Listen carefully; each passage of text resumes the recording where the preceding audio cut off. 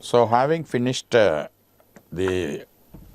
lectures on coronary heart disease in various aspects, the symptom analysis, pathophysiology, approach to non-ST elevation ACS, ST elevation ACS, and the management of chronic coronary syndrome, we have some interactive questions based on the topics we have learned.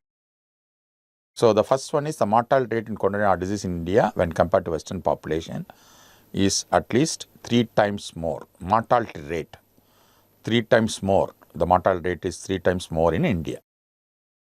How many percentage gets wrong treatment in acute coronary syndrome? In Kerala registry, 41% only received thrombolytic therapy in STEMI. 19% received wrong treatment. So the wrong treatment is for non-ST elevation ACS, the thrombolysis was given. So 19% received wrongly the thrombolytic therapy in India. The patient can still have CAD even when CAG is normal. I told you coronary angiogram gives you idea only the lumen of a major epicardial coronary artery, but ECG gives you myocardial perfusion, ultimate myocardial perfusion. So you can have CAG tells you macro vessels are normal.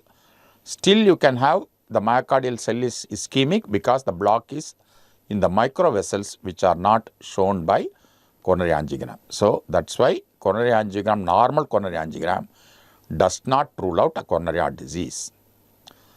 The additional information given by ECG when compared to coronary angiogram, I told you, it gives you information about viability.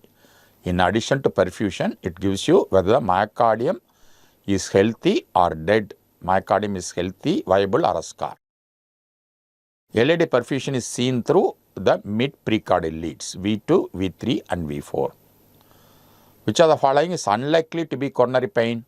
Squeezing, compressing, burning. I told you about pricking.